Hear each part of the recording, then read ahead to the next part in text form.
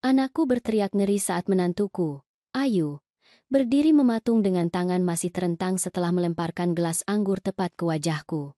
Dasar nenek tua tak berguna. Kalau aku minta tambahan anggur, kamu harus menurut. Teriaknya, terhuyung-huyung mabuk di ruang makanku.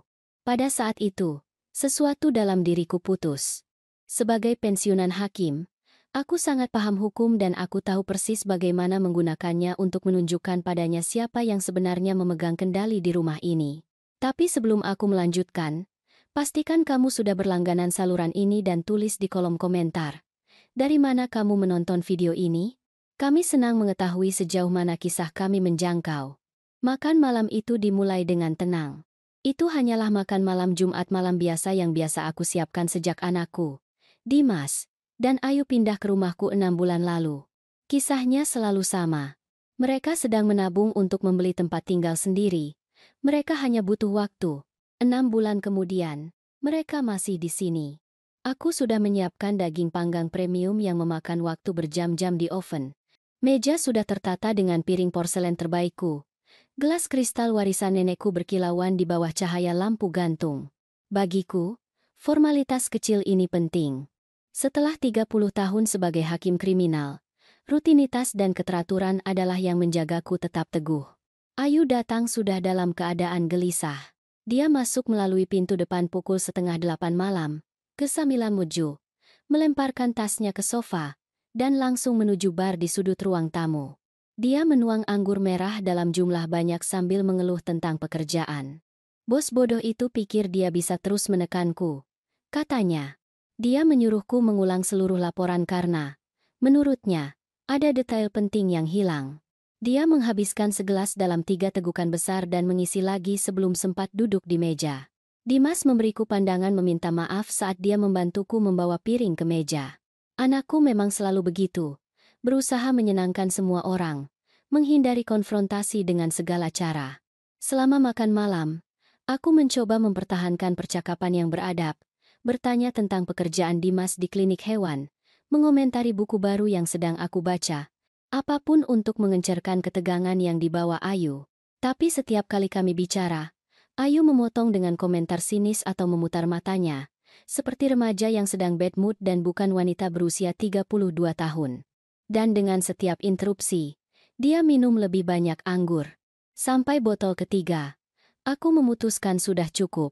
Ketika Ayu mengulurkan gelas kosong ke arahku, seolah aku adalah seorang pelayan yang menunggu untuk melayaninya, aku hanya berkata, "Kurasa kamu sudah cukup untuk hari ini, Ayu."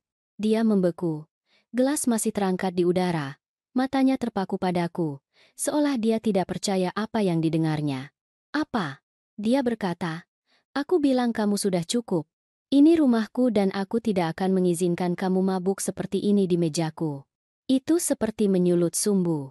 Wajahnya memerah, bukan hanya karena anggur, tapi karena amarah tiba-tiba yang sepertinya sudah ada di sana, mendidih di bawah permukaan selama berbulan-bulan. "Rumahmu." Dia tertawa, suara pahit yang membelah udara. "Hanya karena kami harus tinggal di museum tua ini bersamamu bukan berarti kamu bisa memperlakukan kami seperti anak kecil." Dimas menyentuh lengannya. "Ayu, kumohon." Ayu menarik tangannya. "Tidak, Dimas, aku lelah dengan ini. Ibumu memandang kami seolah kami penyusup, seolah kami tidak pantas menginjak lantai kayu berharga miliknya." Dia berbalik ke arahku. "Kamu tahu apa masalahmu? Kamu tidak bisa menerima bahwa kamu bukan lagi Hakim Ayu Dewi yang perkasa. Sekarang kamu hanyalah wanita tua pensiunan yang kesepian yang perlu mengendalikan segala sesuatu dan semua orang di sekitarnya untuk merasa penting." Aku tetap tenang. Bertahun-tahun di ruang sidang mengajariku untuk tidak menunjukkan reaksi ketika diprovokasi. Jika itu yang kamu rasakan, mungkin sudah waktunya bagimu untuk mencari tempat tinggal lain. "Ibu!" seru Dimas. Ngeri. Ayu tersenyum. Senyum yang tidak mencapai mata. Pelayan seharusnya tidak berbicara seperti itu kepada atasan mereka. Dia mengulurkan gelas lagi. "Sekarang, tambah anggur." "Tidak. Hanya itu yang perlu aku katakan."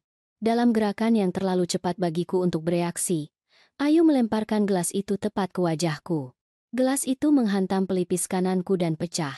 Aku merasakan sakit yang tajam dari benturan, lalu panasnya darah yang mengalir di sisi wajahku. Anakku berteriak. Ayu berdiri di sana, bernapas berat, hampir terkejut dengan tindakannya sendiri, tetapi tidak menunjukkan penyesalan. Aku membawa tanganku ke pelipis dan melihat jari-jariku, yang kini berlumuran merah. Keheningan di ruangan itu memekakkan telinga. 30 tahun mengirim penjahat ke penjara dan sekarang aku berdarah di meja makanku sendiri. Dimas, kataku, dengan ketenangan yang tidak aku rasakan. Bawa istrimu ke kamarnya. Sekarang, Dimas bergegas menarik Ayu, yang masih tampak tertegun dengan apa yang telah dia lakukan. Aku mendengar langkah kaki mereka menaiki tangga. Pintu kamar terbanting menutup. Aku pergi ke kamar mandi dan memeriksa luka di cermin. Itu tidak dalam, tetapi akan berdarah banyak, seperti yang sering terjadi pada luka di kepala. Saat aku membersihkan luka dengan air dingin, pikiranku menata diri seperti jaksa yang sedang menyiapkan kasus. Aku mendokumentasikan semuanya dengan ponselku. Aku memotret luka, noda darah di blus putihku, pecahan kaca di lantai ruang makan. Aku mengumpulkan setiap fragmen dan memasukkannya ke dalam kantong plastik. Bukti. 30 tahun di sistem peradilan mengajariku bahwa bukti adalah segalanya. Malam itu aku tidak bisa tidur. Duduk di kantorku, dengan kompres es di pelipisku, aku mulai menguraikan rencanaku. Bukan untuk balas dendam. Balas dendam itu emosional, impulsif. Yang aku butuhkan adalah keadilan. Aku perlu melindungi anakku dan rumahku. Pukul 6:12 tengah malam, dengan luka yang sudah membentuk memar kebiruan, aku mengangkat telepon. Departemen Kepolisian Jakarta Selatan. Ada yang bisa saya bantu? Aku ingin melaporkan kasus penyerangan. Petugas tiba pukul 7:30 pagi. Saat matahari pagi mulai masuk melalui celah gorden. Ayu dan Dimas masih tidur. Kelelahan setelah ledakan malam sebelumnya. Aku membuka pintu dan petugas polisi, seorang pria parubaya dengan rambut abu-abu di pelipisnya, memperkenalkan diri. Selamat pagi, Bu. Saya petugas Dimas. Saya menerima telepon tentang penyerangan. Aku mengundangnya masuk dan membawanya ke ruang makan, di mana pecahan kaca masih tersimpan di sudut, ditandai dengan label bernomor kecil yang aku siapkan selama jam-jam tanpa tidurku. Disinilah itu terjadi. Aku menjelaskan, menjaga suaraku tetap rendah agar tidak membangunkan dua orang di atas. Menantuku melemparkan gelas ini ke wajahku ketika aku menolak untuk menuangkan lebih banyak anggur untuknya. Dia sudah minum terlalu banyak. Aku menunjukkan kepadanya foto-foto di ponselku, luka di pelipisku, darah di blus. Petugas itu menulis semuanya dengan ekspresi profesional, tanpa menghakimi. Apakah pelaku masih di kediaman? Ya, tidur di atas dengan anakku. Apakah Anda ingin mengajukan tuntutan resmi? Aku ragu hanya sesaat, memikirkan Dimas. Tetapi kemudian aku ingat tatapan Ayu ketika dia melemparkan gelas itu, keyakinan bahwa dia bisa menyerangku di rumahku sendiri dan lolos begitu saja. Ya, Pak. Aku ingin mengajukan tuntutan resmi. Kami duduk di meja dapur saat dia mengisi laporan polisi. Nama lengkap pelaku, hubungan kami, deskripsi rinci tentang apa yang terjadi. Aku memberikan informasi itu dengan nada yang sama seperti yang aku gunakan untuk mendiktekan hukuman. Jelas, tepat, tanpa emosi yang terlihat. Kami hampir selesai ketika aku mendengar langkah kaki di tangga. Dimas muncul di ambang pintu dapur. Matanya bengkak karena tidur, dan kebingungan berubah menjadi kengerian saat melihat petugas polisi. Ibu? Apa yang terjadi? Sebelum aku bisa menjawab, Ayu muncul di belakangnya, juga bingung. Tetapi wajahnya dengan cepat berubah menjadi marah ketika dia melihat pelipisku yang terluka dan polisi yang duduk di meja. Apa-apaan ini? Tuntutnya. Petugas itu berdiri. Nyonya Ayu Dimas. Saya di sini untuk menyelidiki laporan penyerangan yang terjadi di kediaman ini tadi malam. Dimas menatapku. Tidak percaya. Ibu memanggil polisi. Melawan Ayu? Dia menyerangku. Dimas. Dia melempar gelas ke wajahku dan melukaiku. Aku menjaga suaraku tetap tegas. Tanpa penyesalan. Itu kecelakaan. Dia mabuk. Protes Dimas. Putus asa.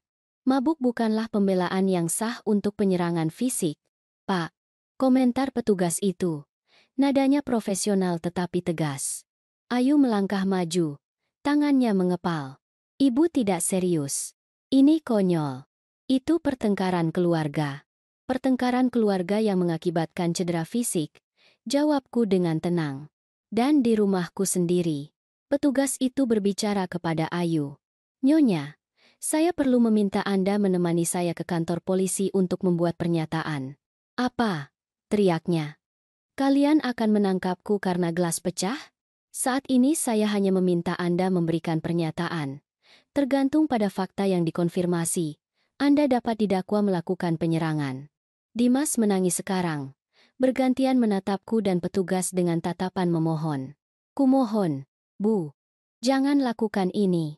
Kita bisa menyelesaikan ini secara kekeluargaan. Aku menatap anakku, merasakan sakit yang tidak ada hubungannya dengan luka di pelipisku. Dimas, kita sudah mencoba menyelesaikan ini secara kekeluargaan selama 6 bulan. Tadi malam, Ayu melewati batas. Petugas itu meminta Ayu berpakaian dengan pantas untuk menemaninya. Dia menghentakkan kaki menaiki tangga. Dimas tepat di belakangnya, memohon padanya untuk tenang. Aku ditinggal sendirian dengan petugas selama beberapa menit. Dia menatapku dengan ekspresi yang aku kenali. Tatapan yang diberikan petugas polisi veteran ketika mencoba memahami dinamika keluarga di balik sebuah insiden. Bu, apakah Anda yakin ingin melanjutkan ini? Masalah keluarga terkadang bisa. Pak, aku menyela dengan sopan. Aku bekerja 30 tahun sebagai hakim kriminal. Aku tahu persis apa yang aku lakukan dan apa konsekuensi hukumnya. Dia tampak terkejut. Kemudian dia mengangguk dengan rasa hormat baru di tatapannya. Ayu turun. Sekarang mengenakan celana jeans dan kaos. Rambutnya diikat ekor kuda tergesa-gesa. Dimas mengikutinya. Masih menangis tanpa suara. Ini tidak akan berakhir di sini, kata Ayu saat melewati. Ibu akan menyesal melakukan ini. Petugas itu memperingatkannya untuk tidak membuat ancaman, yang hanya meningkatkan amarahnya. Saat dia membawanya keluar, Dimas menoleh padaku, matanya merah karena menangis. Bagaimana ibu bisa melakukan ini? Dia istriku. Dan aku ibumu. Jawabku sederhana. Dan ini rumahku. Pintu depan tertutup. Dan keheningan kembali memerintah di rumah. Dimas menatapku selama beberapa detik, seolah dia tidak mengenaliku, sebelum berlari menaiki tangga. Aku mendengar pintu kamar tidur terbanting menutup. Aku duduk di kursi ruang tamu, tiba-tiba kelelahan. Memar itu berdenyut, tetapi rasa sakit fisik hampir menjadi kelegaan dibandingkan dengan rasa sakit melihat wajah Dimas. Namun, aku tidak menyesal. Bertahun-tahun di ruang sidang mengajariku bahwa keadilan tidak selalu tampak adil pada saat itu diterapkan. 2 jam kemudian, Dimas turun dengan ransel. Wajahnya tampak bertekad, tetapi matanya masih bengkak. Aku akan menjemput Ayu di kantor polisi dan kami akan tinggal di tempat Rina sampai kami memutuskan apa yang harus dilakukan. Rina adalah teman mereka yang tinggal di apartemen kecil di pusat kota. Itu bukan solusi permanen. Dan kami berdua mengetahuinya. Dimas, aku memulai, mencoba menjaga suaraku tetap lembut. Kamu tidak harus pergi. Ini rumahmu juga. Dia tertawa. Tawa tanpa humor. Rumah ini berhenti menjadi milikku saat ibu memutuskan untuk memanggil polisi atas istriku. Dia menyerangku. Dimas, di meja makanku sendiri. Dia mabuk dan kehilangan kesabaran. Orang membuat kesalahan. Dan orang perlu bertanggung jawab atas kesalahan mereka. Jawabku. Suaraku sekarang lebih tegas. Terutama ketika kesalahan itu melibatkan kekerasan fisik. Dimas menggelengkan kepalanya.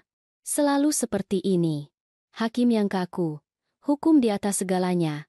Bahkan anakmu sendiri. Itu lebih menyakitkan daripada luka di pelipisku. Tetapi aku tidak membiarkannya terlihat. Justru karena aku mencintaimu. Aku melakukan ini. Dimas. Ayu itu kasar, dan kamu terjebak dalam hubungan itu. Jangan berani-berani menganalisis pernikahanku. Ibu selalu membenci Ayu. Ibu selalu percaya aku pantas mendapatkan yang lebih baik. Dan kamu memang pantas mendapatkannya. Kataku dengan tenang. Kamu pantas mendapatkan seseorang yang menghormatimu dan yang menghormati keluargamu. Dimas mengambil kunci mobil dari meja kopi. Aku akan menjemput istriku. Kemudian kami akan kembali untuk mengambil barang-barang yang lain. Ketika pintu tertutup di belakangnya, aku menghela napas panjang dan lelah. Rumah itu hening lagi. Tapi itu bukan keheningan damai yang sangat aku hargai. Itu adalah keheningan yang berat, penuh dengan konsekuensi. Aku menghabiskan sisa hari dalam keadaan mati rasa, bergantian antara keraguan dan kepastian. Apakah aku melakukan hal yang benar? Apakah aku kehilangan anakku selamanya? Pertanyaan-pertanyaan itu berputar di pikiranku saat aku mencoba membaca, mencoba makan, mencoba mengalihkan perhatian. Pada malam hari, telepon berdering. Itu Dimas. Kami di tempat Rina. Ayu dibebaskan dengan panggilan untuk hadir di sidang minggu depan. Suaranya dingin, jauh. Kami akan mampir besok untuk mengambil barang-barang kami. Dimas, kamu tidak harus. Aku sudah membuat keputusanku, Bu. Aku memilih untuk mendampingi istriku. Setelah dia menutup telepon, aku duduk di meja kantorku dan membuka folder baru di komputer. Aku menamainya Kasus Ayu. Di dalamnya, aku membuat dokumen untuk merekam setiap tahap proses, setiap keputusan yang dibuat, setiap bukti yang dikumpulkan.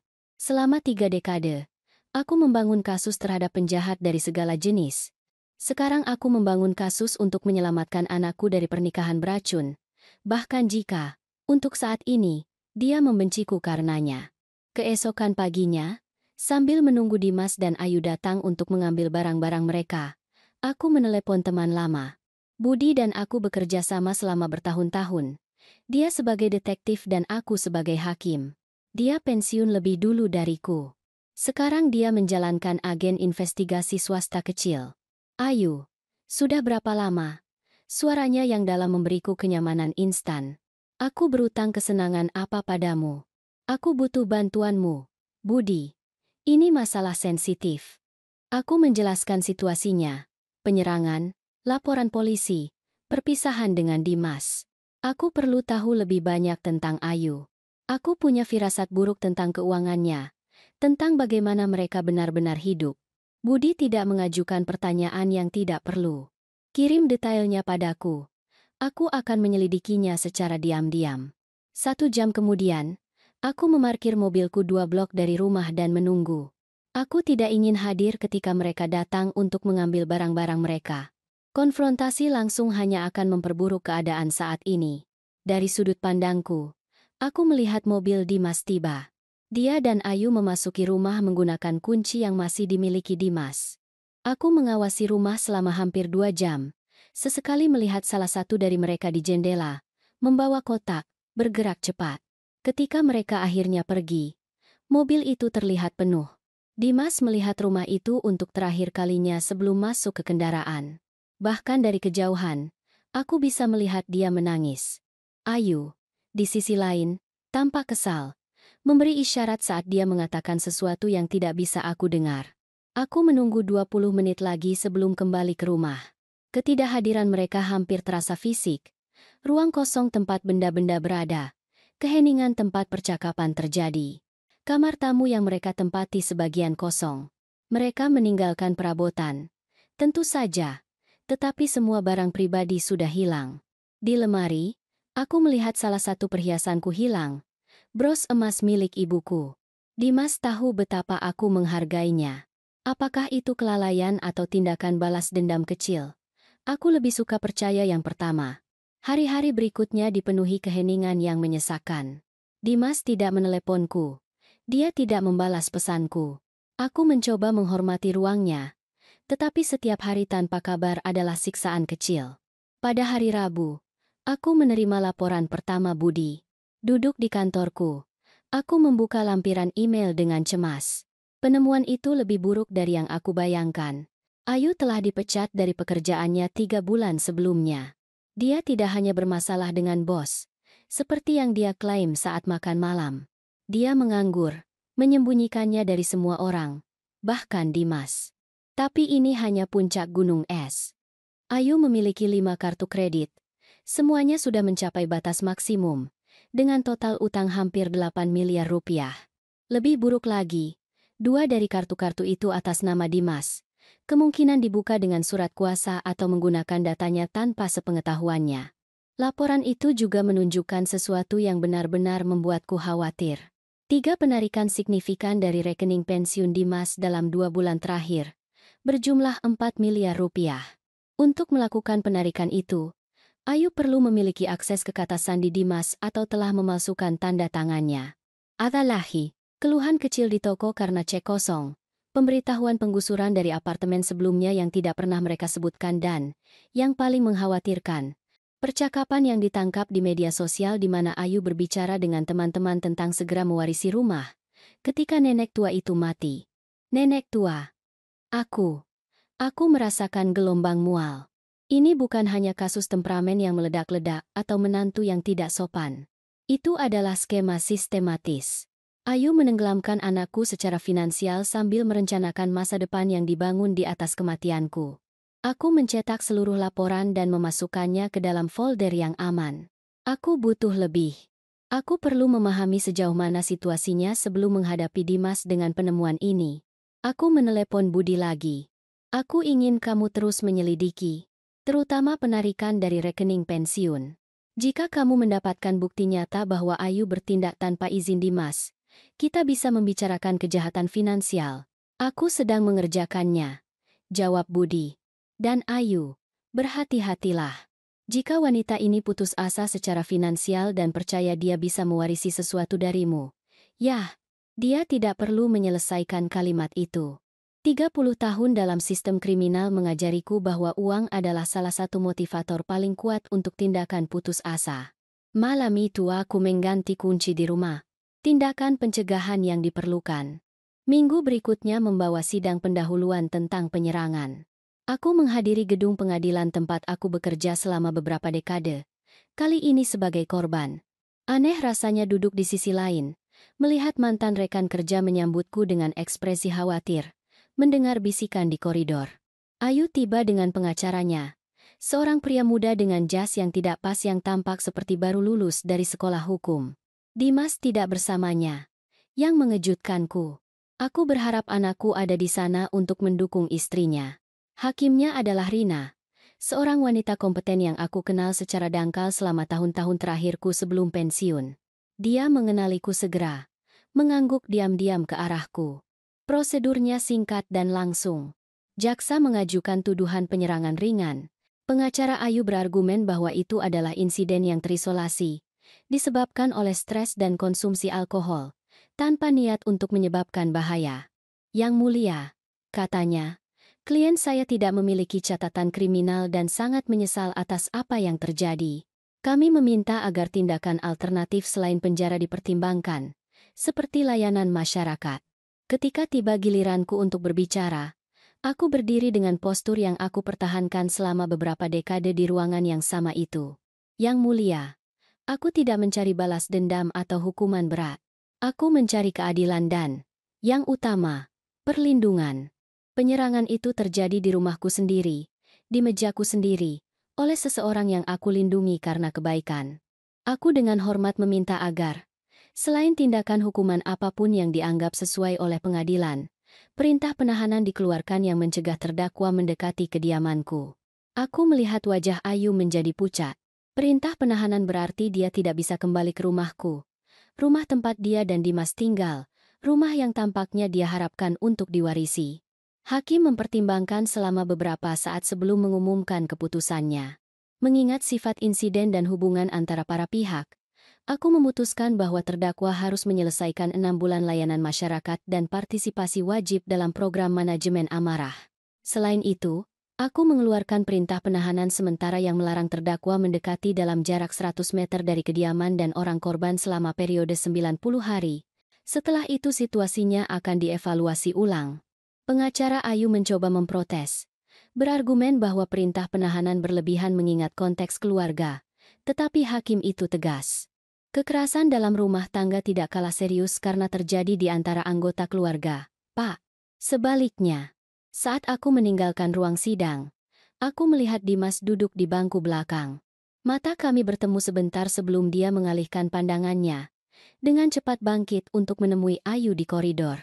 Aku ingin mendekatinya, menjelaskan mengapa aku melakukan semua ini, memberitahunya bahwa aku telah menemukan hal-hal yang mengkhawatirkan, tetapi saat itu tidak tepat.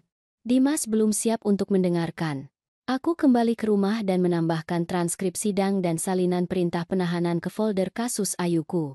Folder itu semakin tebal, baik secara harfiah maupun metaforis. 2 hari kemudian, aku menerima telepon tak terduga. Itu Dimas. Bu. Suaranya terdengar lelah, hampir tidak bisa dikenali. Kita perlu bicara. Kami sepakat untuk bertemu di kedai kopi netral, jauh dari rumahku dan apartemen teman tempat mereka menginap. Aku tiba 15 menit lebih awal. Memilih meja di sudut tempat kami bisa memiliki sedikit privasi. Dimas masuk tepat waktu. Dia lebih kurus, dengan lingkaran hitam yang dalam yang tidak bisa dia sembunyikan sepenuhnya. Dia mengenakan sweater turtleneck, meskipun cuaca hari itu hangat, sesuatu yang segera mengaktifkan alarm internalku. "Kamu baik-baik saja?" tanyaku segera setelah dia duduk. "Aku sedang mengatasi situasinya," jawabnya, menghindari tatapanku saat dia mengambil menu. Kami memesan kopi hitam untukku, dengan susu untuknya, seperti biasa. Ketika pelayan pergi, kami tetap dalam keheningan yang canggung. Tidak ada dari kami yang tahu persis bagaimana harus memulai. "Perintah penahanan memperumit segalanya," katanya akhirnya. "Kami sudah di tempat Rina selama hampir 2 minggu. Sofa membunuh punggungku dan kesabarannya habis. Bisakah kamu menyewa tempat?" Aku menyarankan, menjaga suaraku tetap netral, tidak menuduh. Dimas tertawa pahit. "Dengan uang apa? Gajiku hampir tidak menutupi tagihan dasar kami, dan Ayu." Dia ragu-ragu, melihat tangannya sendiri. Ayu belum menemukan pekerjaan baru, jadi dia masih percaya kebohongan itu. Aku menyesap kopi, merenungkan bagaimana melanjutkan. Menghadapinya secara langsung dengan semua yang aku temukan bisa membuatnya benar-benar tertutup. "Dimas, jika kamu mengalami kesulitan keuangan, aku bisa membantumu. Hanya kamu." Dia akhirnya menatapku langsung. "Apa maksudnya itu? Hanya aku?" "Artinya aku khawatir tentang kamu dan aku ingin memastikan kamu baik-baik saja. Tetapi aku punya syarat untuk bantuan itu." "Syarat apa?" Suaranya menegang. "Aku ingin kamu meninjau rekening bankmu. Semuanya. Tabunganmu, pensiunmu, laporan kartu kreditmu." Dimas mengerutkan kening. "Kenapa begitu?" "Karena aku punya alasan untuk percaya bahwa kamu tidak menyadari situasi keuanganmu yang sebenarnya." "Apa yang ibu bicarakan?" Dimas meletakkan cangkir di meja dengan kekuatan berlebihan, menumpahkan sedikit kopi. "Jika ini adalah upaya untuk membalikanku melawan Ayu." "Ini bukan upaya." Aku menyela dengan lembut. "Ini adalah permintaan berdasarkan fakta yang aku temukan." "Dimas, kapan terakhir kali kamu memeriksa dana pensiunmu?" Ekspresinya berubah halus. Sekilas keraguan melintas di wajahnya. "Aku tidak tahu. Beberapa bulan yang lalu, mungkin? Aku mengatur semuanya untuk setoran otomatis." "Dan penarikan? Apakah kamu mengizinkan penarikan apapun baru-baru ini?" Dia terdiam sepenuhnya. "Penarikan apa?" Aku membuka tasku dan mengeluarkan selembar kertas. Laporan dari dana pensiunnya yang didapatkan Budi. Aku meletakkannya di meja, menghadap ke arahnya. Dokumen itu dengan jelas menunjukkan 3 penarikan besar dalam 2 bulan terakhir. Dimas mengambil kertas itu dengan tangan gemetar. Wajahnya kehilangan warna saat dia membaca. Ini tidak mungkin. Aku tidak pernah mengizinkan ini." "Ada lagi," kataku lembut, mengambil dokumen lain dari tasku. Laporan kartu kredit atas namanya dengan pembelian yang jelas tidak dia lakukan, termasuk perhiasan mahal dan transfer ke rekening yang tidak kami kenali. Dimas membolak-balik kertas. Napasnya semakin cepat. "Bagaimana ibu mendapatkan semua ini?" "Aku menyewa penyelidik swasta. Setelah Ayu menyerangku, aku menyadari ada sesuatu yang sangat salah." "Ibu menyelidiki istriku?" Suaranya naik 1 oktav. Marah. "Aku menyelidiki untuk melindungimu," jawabku tegas. "Dan sepertinya aku benar untuk khawatir." "Dimas, Ayu dipecat 3 bulan lalu. Kamu punya 5 kartu kredit yang mencapai batas maksimum. 2 di antaranya atas namamu. Dia menarik 4 miliar rupiah dari pensiunmu tanpa izinmu. Ini adalah kejahatan. Dimas menutup matanya, mengambil beberapa napas dalam-dalam. Ketika dia membukanya, ada campuran emosi di tatapannya. Kemarahan, kebingungan, ketakutan, dan akhirnya, kilasan pengakuan. Tagihan-tagihan itu. Dia selalu bilang dia membayar tagihan, tetapi selalu ada uang yang hilang. Aku pikir itu karena gajiku rendah, bahwa kami tidak mengelola dengan baik. Dia menkurimu, nak. Dimas menggelengkan kepalanya perlahan. Tidak, pasti ada penjelasannya. Mungkin dia putus asa setelah kehilangan pekerjaannya. Mungkin dia tidak ingin membuatku khawatir. Dia pasti berencana untuk membayar kembali uang itu ketika dia mendapatkan pekerjaan baru.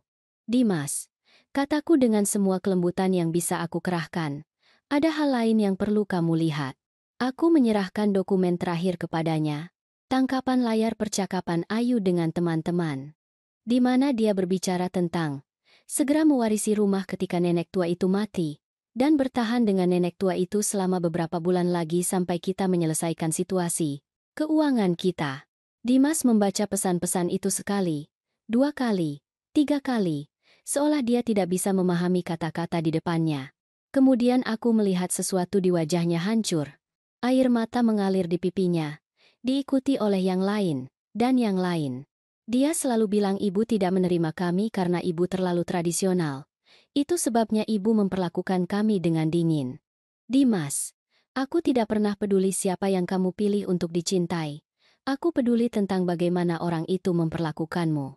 Dia menyeka air mata dengan serbet.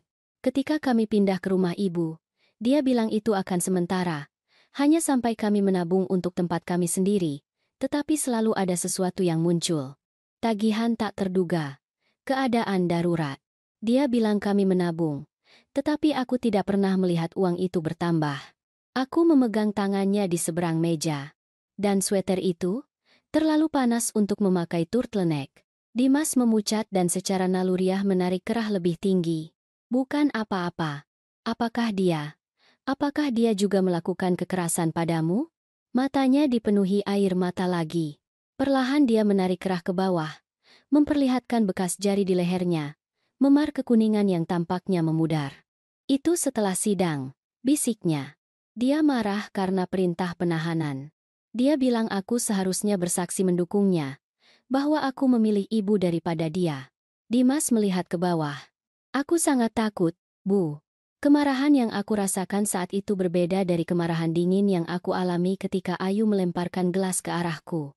Itu adalah kemarahan protektif, primal, tetapi aku tidak bisa membiarkannya mengendalikanku.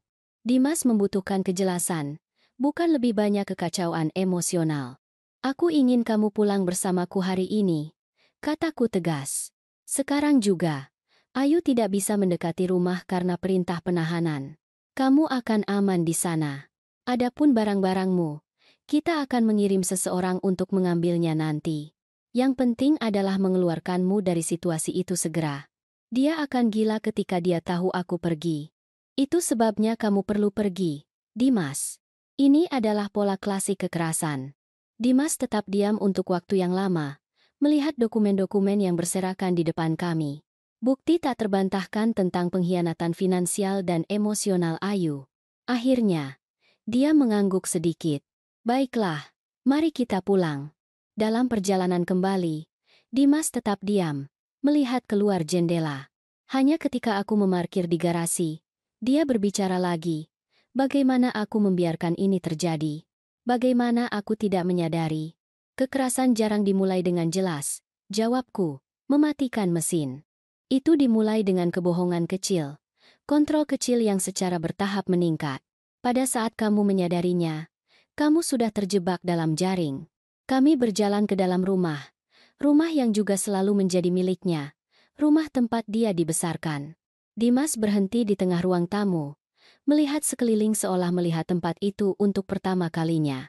Aku akan menyiapkan kamarmu, kataku, menaiki tangga. Kamar Dimas masih seperti dulu. Aku mempertahankannya ketika dia pergi kuliah dan menyimpannya ketika dia dan Ayu pindah ke kamar tamu. Itu adalah tempat berlindung dari masa lalu, tempat di mana dia bisa merasa aman lagi. Aku mengganti spray, membuka jendela untuk membiarkan udara segar masuk, dan meletakkan bunga segar di meja samping tempat tidur. Gerakan kecil untuk memberitahunya bahwa dia diterima, bahwa ini adalah rumahnya. Ketika aku turun, aku menemukan Dimas duduk di meja dapur, menatap ponselnya. Dia mendongak ketika aku masuk. Dia menelepon 12 kali, mengirim 20 pesan teks menanyakan di mana aku. Kamu tidak perlu menjawab sekarang. Aku harus. Jika aku tidak menjawab, dia akan muncul di sini. Perintah penahanan atau tidak. Dimas mengetik pesan singkat. Aku butuh waktu untuk berpikir. Aku aman. Tolong jangan cari aku hari ini. Beberapa detik kemudian, telepon mulai berdering. Nama Ayu berkedip di layar. Dimas menolak panggilan itu dengan tangan gemetar dan mematikan perangkat. Apa yang harus aku lakukan sekarang? Tanyanya, terlihat hilang. Satu langkah pada satu waktu. Jawabku, duduk di sebelahnya. Pertama, kita perlu melindungi keuanganmu.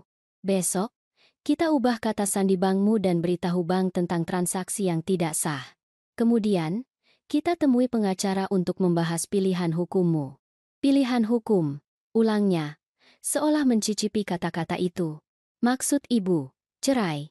Di antara hal-hal lain, apa yang dia lakukan, penarikan yang tidak sah, kartu kredit atas namamu, adalah kejahatan finansial. Dimas, kamu dapat memilih apakah akan mengajukan tuntutan atau tidak, tetapi kita perlu menghentikannya agar tidak melanjutkan.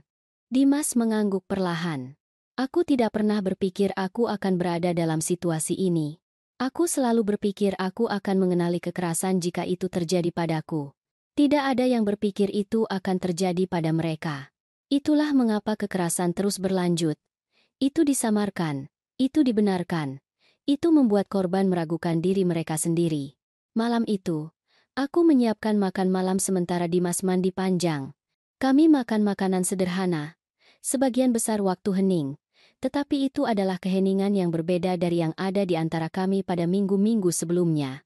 Itu bukan keheningan kemarahan atau kebencian, tetapi refleksi, koneksi ulang.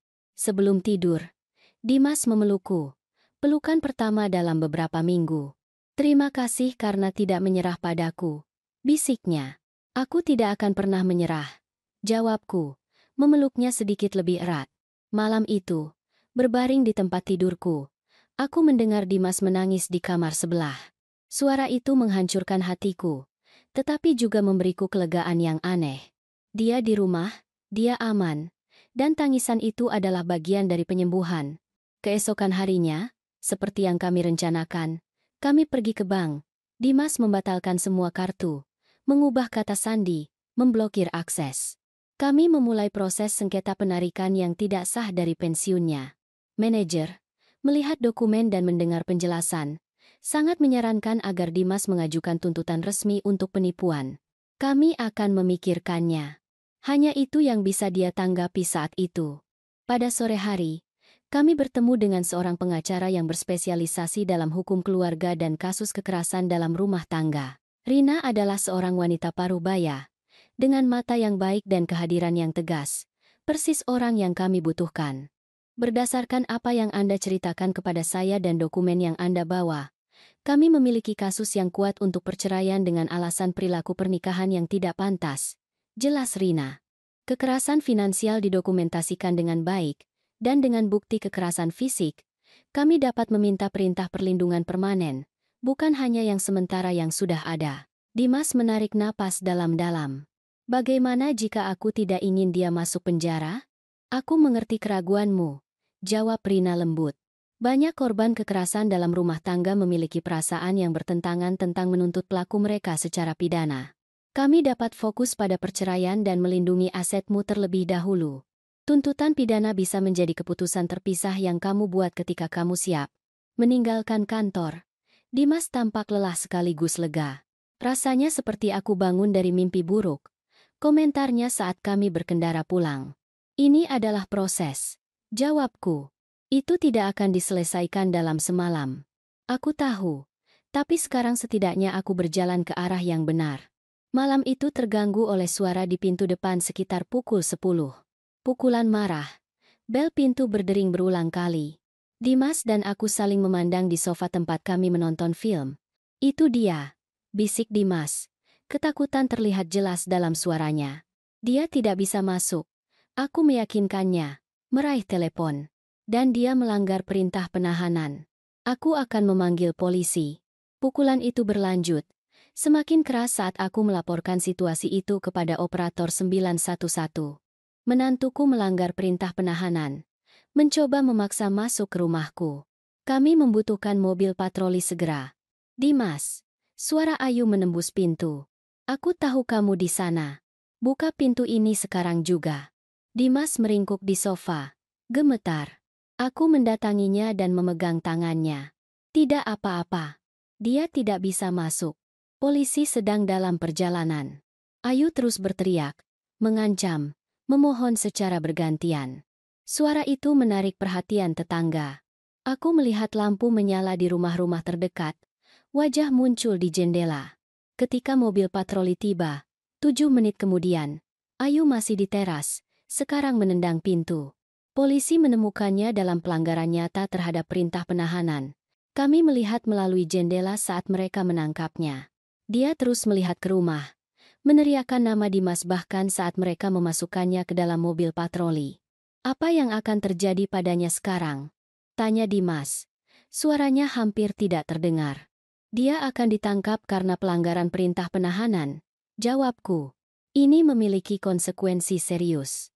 Malam itu, Dimas tidur di kamarku. Seperti yang dia lakukan ketika dia masih kecil dan mengalami mimpi buruk. Tapi kali ini, mimpi buruk itu ada di luar. Sedang dibawa pergi. Keesokan paginya, aku menerima telepon dari detektif yang bertanggung jawab atas kasus pelanggaran perintah penahanan. Ayu akan ditahan sampai sidang jaminan, yang dijadwalkan keesokan harinya. Karena riwayat kekerasan baru-baru ini dan demonstrasi ketidakstabilan yang jelas, kemungkinan besar hakim akan menetapkan kondisi ketat untuk pembebasan sementara, jelasnya. Ini mungkin termasuk monitor pergelangan kaki elektronik dan pengawasan terus-menerus. Aku berterima kasih padanya atas informasi itu dan menutup telepon, merasakan campuran kelegaan dan kekhawatiran. Dimas masih tidur. Peristiwa malam sebelumnya benar-benar membuatnya kelelahan. Aku menyiapkan sarapan dan meninggalkan catatan menjelaskan di mana dia bisa menemukanku. Aku punya pertemuan terjadwal dengan Budi, teman penyelidikku, untuk membahas penemuan baru. Kami bertemu di kantor kecilnya di pusat kota. Budi tampak khawatir ketika dia menyambutku. Ayu, kami menemukan lebih banyak hal tentang Ayu. Hal-hal yang perlu kamu lihat. Dia membuka folder dan menyebarkan dokumen di meja. Ada catatan polisi dari 2 kota berbeda. Keduanya melibatkan Ayu dalam kasus kekerasan dalam rumah tangga dan penipuan finansial. Dia pernah melakukan ini sebelumnya. Jelas Budi. Di Yogyakarta 5 tahun lalu dan di Surabaya 3 tahun lalu. Di kedua kasus itu, dia terlibat dengan orang-orang yang kaya secara finansial, pindah ke rumah mereka, mulai memanipulasi keuangan mereka, dan akhirnya menjadi kasar. Aku merasa merinding. Dan apa yang terjadi dalam kasus-kasus itu? Pada kasus pertama, korban menarik tuntutan setelah Ayu membuat janji untuk berubah. Pada kasus kedua, ada penyelesaian di luar pengadilan. Korban membayar sejumlah besar uang untuk mengeluarkan Ayu dari hidupnya. Dia adalah predator berantai. Gumamku. Melirik dokumen.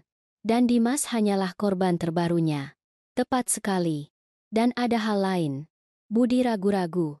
Seolah memilih kata-katanya dengan hati-hati. Kami menemukan bukti bahwa Ayu baru-baru ini meneliti asuransi jiwa dan warisan. Secara khusus, cara menjamin hak warisan melalui pernikahan. Rasa dingin menjalar di tulang punggungku. Implikasinya jelas dan menakutkan. Apakah menurutmu dia? Aku tidak bisa menyelesaikan kalimat itu. Aku tidak bisa mengatakan dengan pasti bahwa dia merencanakan sesuatu yang spesifik. Jawab Budi. Tetapi polanya mengkhawatirkan. Dia menguras sumber daya keuangan Dimas. Dia tahu kamu memiliki rumah yang berharga dan aset lain. Pencarian tentang warisan, dikombinasikan dengan komentar tentang nenek tua itu mati, melukiskan gambaran yang mengganggu. Aku meninggalkan kantor Budi dengan folder dokumen yang terasa berat di tanganku, dan kekhawatiran yang bahkan lebih besar terasa berat di dadaku.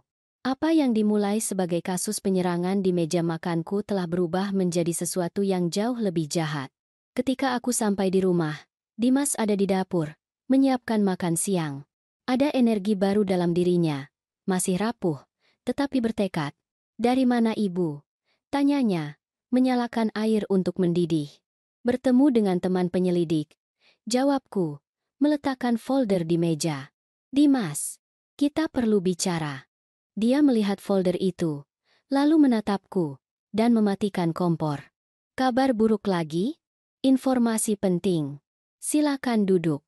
Aku menunjukkan kepadanya dokumen-dokumen itu, dengan hati-hati menjelaskan pola perilaku Ayu dalam hubungan sebelumnya. Dimas mendengarkan dalam diam, wajahnya melewati serangkaian emosi, keterkejutan, rasa sakit, kemarahan, dan akhirnya, tekad. "Jadi aku tidak istimewa," katanya akhirnya. "Aku hanya nyaman. Kamu adalah target." Aku mengoreksi dengan lembut. "Tetapi itu tidak mengurangi siapa kamu." Predator seperti Ayu terampil dalam mengidentifikasi orang-orang baik, yang dapat dipercaya, dan memanipulasi mereka. Dimas mengusap wajahnya, menarik napas dalam-dalam. "Apa yang kita lakukan sekarang? Kita perlu bicara dengan pengacara dan polisi. Dokumen-dokumen baru ini memperkuat baik kasus perceraian maupun kemungkinan proses pidana. Dan sidang jaminannya besok? Ya, aku tidak harus hadir, kan? Tetapi aku ingin." Aku perlu menatap matanya mengetahui kebenarannya. Tekad dalam suara Dimas mengejutkanku.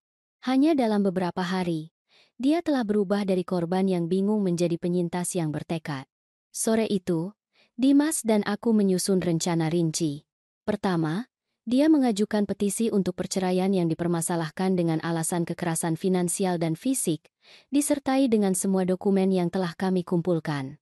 Kemudian, kami mengajukan tuntutan resmi untuk kejahatan finansial, penggunaan rekening pensiun yang tidak sah, dan pembukaan kartu kredit yang curang. Pengacara, Rina, menemani kami di setiap langkah, memastikan semua dokumen sempurna.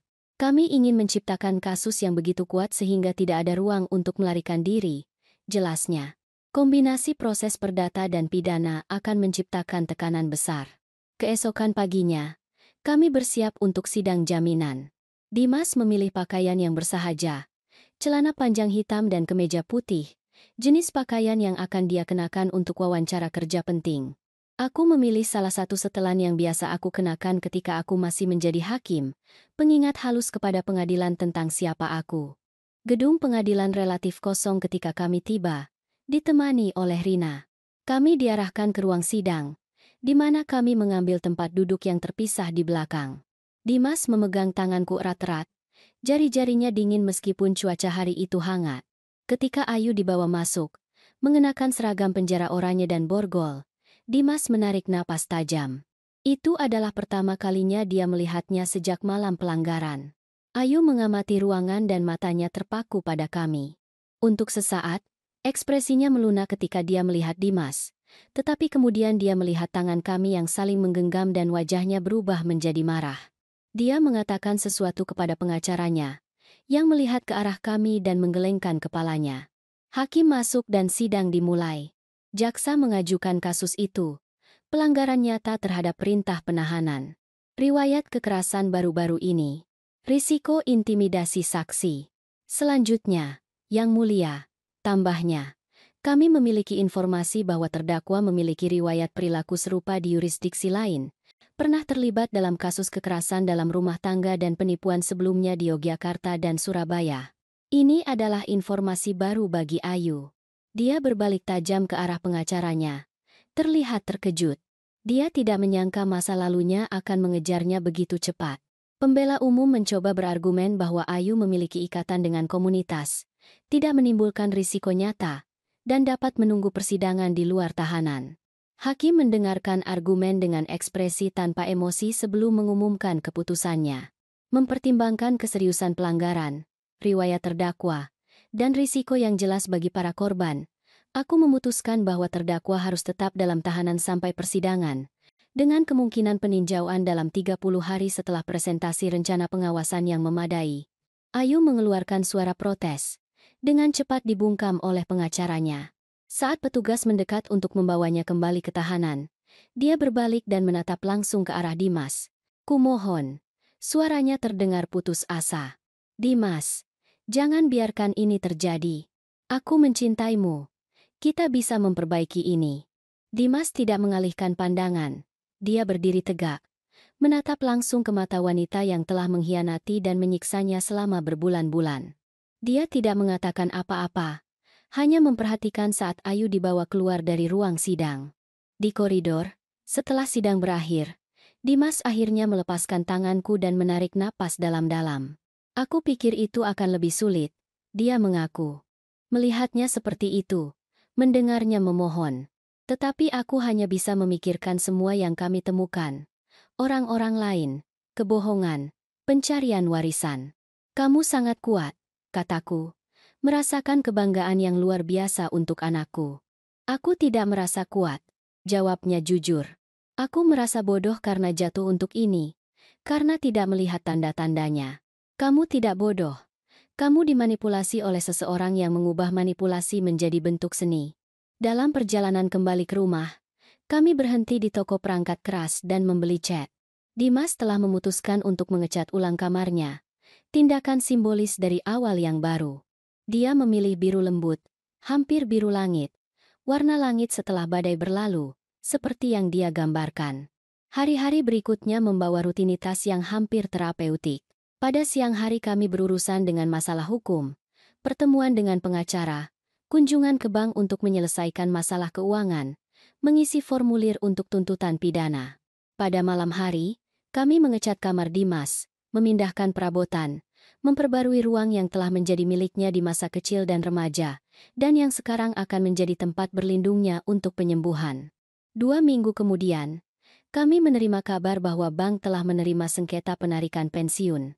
4 miliar rupiah akan dikembalikan ke rekening Dimas, dan bank akan bekerja sama dengan investigasi kriminal terhadap Ayu. Ini adalah awal, komentar Dimas ketika kami menerima kabar itu. Satu langkah pada satu waktu, kan? Tepat sekali, aku setuju.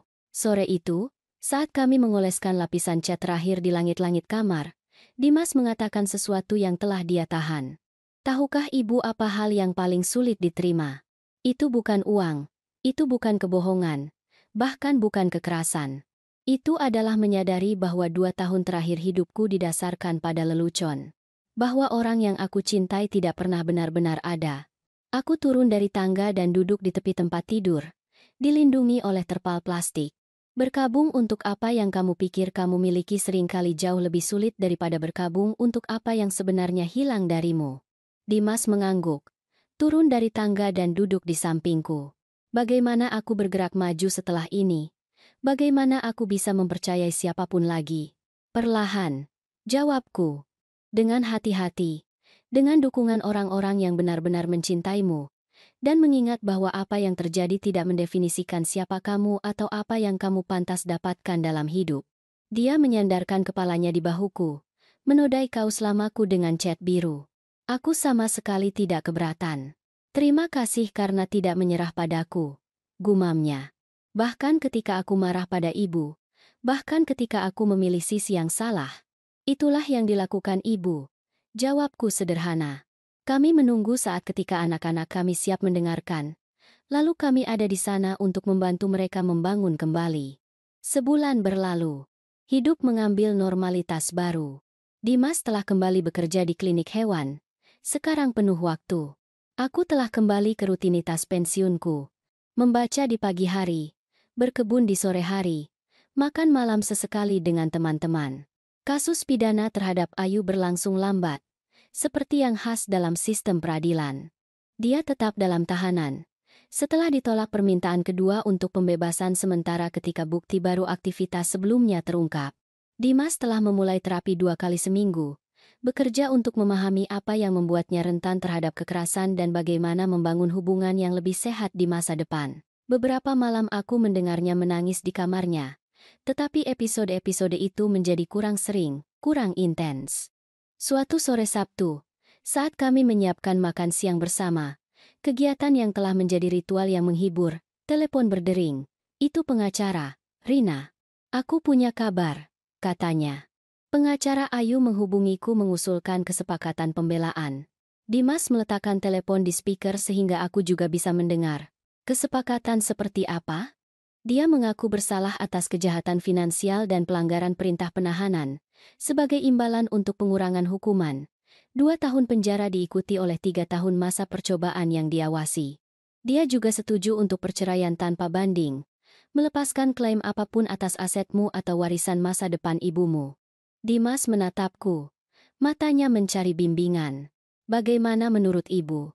Itu keputusanmu, Dimas.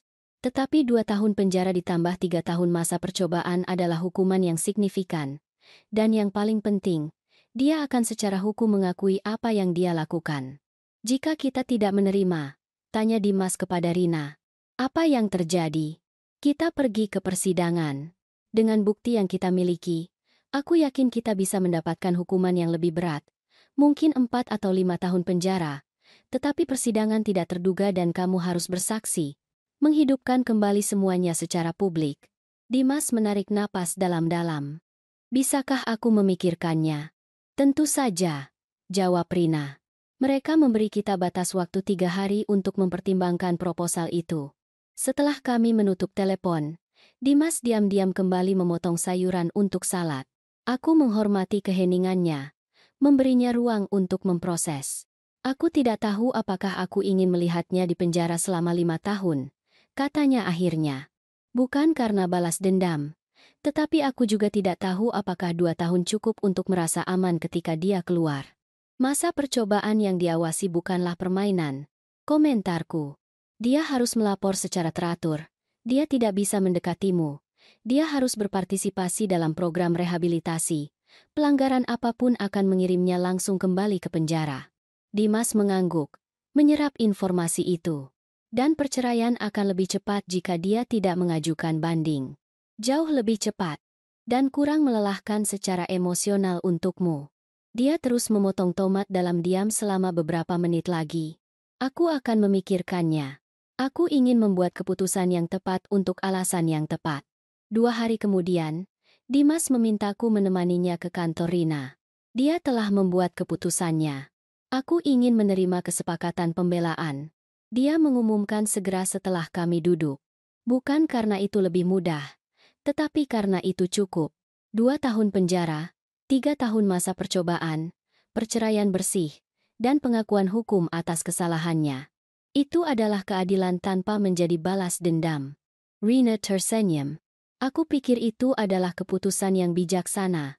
Dimas, aku akan mengomunikasikannya kepada jaksa dan pengacaranya segera. Prosesnya sangat cepat setelah itu.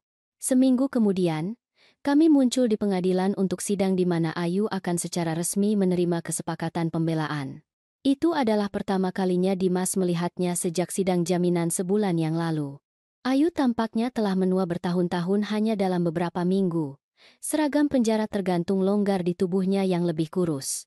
Rambutnya yang dulunya dicat sempurna sekarang menunjukkan akar abu-abu. Ketika dia melihat kami memasuki ruang sidang, matanya terpaku pada Dimas dengan intensitas yang mengganggu. Hakim meninjau ketentuan perjanjian secara rinci sebelum berbicara kepada terdakwa. Nyonya Ayu, apakah Anda mengerti bahwa dengan mengaku bersalah, Anda mengakui telah melakukan kejahatan penipuan finansial, penyerangan, dan pelanggaran perintah pengadilan? Ya, Yang Mulia, jawab Ayu. Suaranya lebih serak dari yang aku ingat.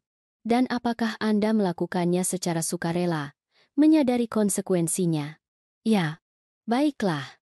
Pengadilan ini menerima pembelaan bersalah Anda dan menghukum Anda 2 tahun penjara, diikuti oleh 3 tahun masa percobaan yang diawasi.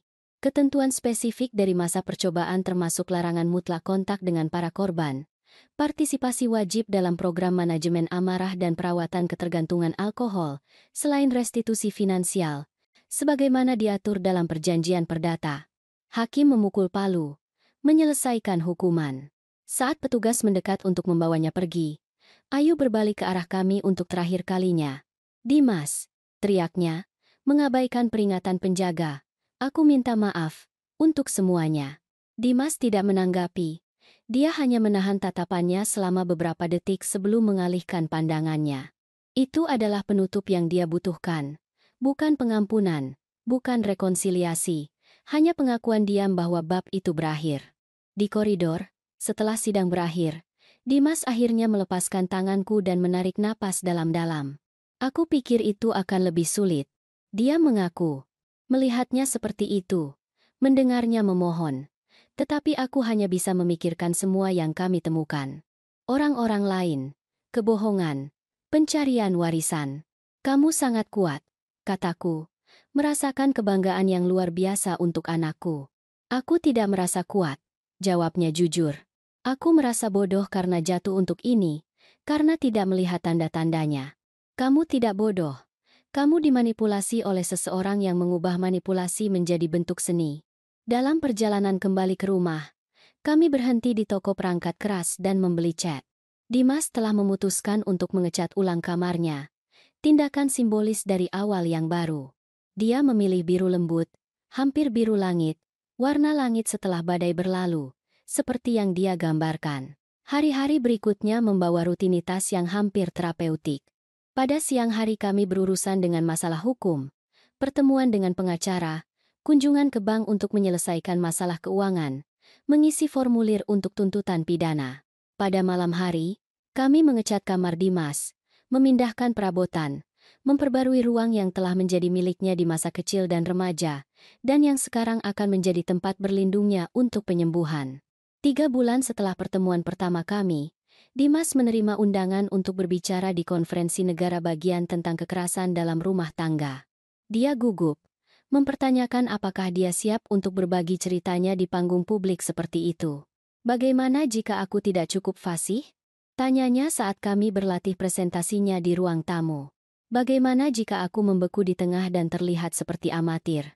Maka kamu tarik napas dalam-dalam, minum seteguk air, dan lanjutkan, jawabku. Ingat, kamu tidak ada di sana untuk membuat siapapun terkesan dengan pidato publikmu yang sempurna. Kamu ada di sana untuk berbagi kebenaran yang dapat membantu orang lain. Pada hari konferensi, aku duduk di antara hadirin, menyaksikan anakku melangkah ke atas panggung. Dia mengenakan setelan biru sederhana namun elegan. Rambutnya diikat ke belakang dalam sanggul profesional. Dia tampak percaya diri, terpusat. Namaku Dimas. Dia memulai. Dan hari ini aku akan berbagi dengan Anda bagaimana gelas anggur yang pecah menyelamatkan hidupku. Selama 40 menit, dia membuat hadirin benar-benar terlibat. Bergantian antara saat-saat kerentanan mentah ketika menggambarkan kekerasannya sendiri dan analisis yang tepat tentang bagaimana sistem sering gagal mengenali dan mengatasi kekerasan finansial. Dia menyimpulkan dengan seruan untuk lebih banyak pendidikan, undang-undang yang lebih baik, dan kesadaran yang lebih besar. Tepuk tangan berdiri yang dia terima ketika dia selesai berlangsung selama beberapa menit. Saat aku melihat, aku merasakan air mata di mataku. Bukan karena kesedihan, tetapi karena kebanggaan yang dalam dan luar biasa. Anakku telah mengubah rasa sakitnya menjadi tujuan, pengalamannya menjadi kebijaksanaan. Setelah pembicaraan, saat kami bersiap untuk pergi, Dimas didekati oleh seorang wanita tua, berpakaian elegan, dengan lencana yang mengidentifikasinya sebagai perwakilan dari Yayasan Filantropi. Bapak Dimas, presentasi Anda luar biasa, kata wanita itu. Aku terkesan dengan pekerjaan yang Anda dan organisasi Anda lakukan. Aku ingin membahas kemungkinan pendanaan untuk memperluas awal baru yang aman. Dimas menatapku, matanya lebar karena terkejut dan berharap. Aku mengangguk menyemangati. Itu akan luar biasa, jawab Dimas. Kami punya banyak ide untuk menjangkau lebih banyak orang, terutama di daerah pedesaan di mana sumber daya langka. Mereka bertukar kartu, menyetujui pertemuan untuk minggu berikutnya. Saat kami berjalan menuju tempat parkir, Dimas tampak melayang kegirangan. Ibu percaya, serunya. Pendanaan nyata untuk memperluas proyek? Kami bisa membuat materi dalam berbagai bahasa, mengembangkan aplikasi untuk pelacakan keuangan yang aman, bahkan mungkin membuka kantor khusus kecil. Kamu pantas mendapatkannya, Dimas. Jawabku. Kamu bekerja keras dan kamu membuat perbedaan dalam kehidupan banyak orang.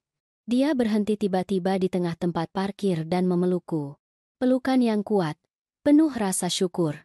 Semua ini tidak akan mungkin terjadi tanpa ibu. Tanpa kekuatan ibu malam itu, Tanpa ketekunan ibu setelahnya, tanpa dukungan ibu sepanjang seluruh proses ini, aku membalas pelukan itu, merasakan sensasi aneh yang hanya diketahui ibu. Kebanggaan dan nostalgia secara bersamaan, melihat anakmu tumbuh melampaui apa yang pernah kamu bayangkan. Kamu selalu memiliki kekuatan itu di dalam dirimu, Dimas. Kamu hanya perlu menemukannya kembali. Malam itu, saat aku berkendara kembali ke rumah sendirian, Dimas langsung pergi ke apartemen barunya. Aku merenungkan peristiwa tahun lalu. Penyerangan dengan gelas, laporan polisi, penemuan kejahatan finansial, penangkapan Ayu, pemulihan Dimas yang bertahap, dan sekarang babak baru yang menjanjikan ini. Tidak mungkin untuk tidak memikirkan bagaimana momen kekerasan, betapapun mengerikannya, telah memicu serangkaian peristiwa yang membawa tidak hanya keadilan, tetapi juga penyembuhan dan tujuan. Gelas pecah itu telah menghancurkan lebih dari sekadar kristal malam itu. Itu telah mematahkan kekuasaan yang dimiliki Ayu atas Dimas, kebohongan yang telah membangun hubungan mereka, dan ilusi bahwa kekerasan hanya terjadi pada orang lain. Di tempatnya, kami telah membangun sesuatu yang baru dan lebih kuat. Ikatan yang diperbarui antara ibu dan anak, tujuan bersama untuk mengubah pengalaman traumatis kami sendiri menjadi harapan bagi orang lain. Aku memarkir di garasi, memasuki rumah, dan menyalakan lampu. Keheningan menyambutku. Bukan lagi keheningan kesepian yang menyesakkan atau keheningan tegang yang mendahului penyerangan malam itu, tetapi keheningan damai dari kehidupan yang telah melewati badai dan menemukan ketenangan di sisi lain. Aku membuat secangkir teh dan duduk di dek, mengamati langit berbintang. Aku ingat kata-kata terapis Dimas selama salah satu sesi bersama yang kami miliki. Terkadang, kita perlu hancur sepenuhnya untuk membangun kembali diri kita sendiri dengan lebih kuat. Seperti gelas kristal itu, keluarga kami telah hancur sejenak. Tetapi apa yang kami bangun dari pecahan-pecahan itu lebih tangguh, lebih otentik, dan jauh lebih berharga daripada apa yang kami miliki sebelumnya. Sekarang, jika kamu menyukai cerita ini, klik untuk berlangganan dan beritahu aku di komentar bagian mana yang membuatmu terdiam. Oh, dan jangan lupa untuk menjadi anggota untuk akses ke video eksklusif yang tidak aku posting di sini. Aku akan menunggumu di sana. Keadilan sejati akan selalu datang, seperti hukum tabur tuai yang tak terhindarkan. Kekerasan dalam rumah tangga, baik fisik maupun finansial, adalah pengkhianatan terhadap amanah keluarga yang harus dipertanggungjawabkan. Seorang ibu sejati tidak pernah menyerah pada anaknya. Kadang, tindakan hukum yang tegas adalah wujud kasih sayang terdalam untuk melindungi anak dari bahaya. Kebenaran dan ketulusan, meskipun menyakitkan di awal, adalah fondasi untuk membangun kembali harga diri dan kehidupan yang lebih baik.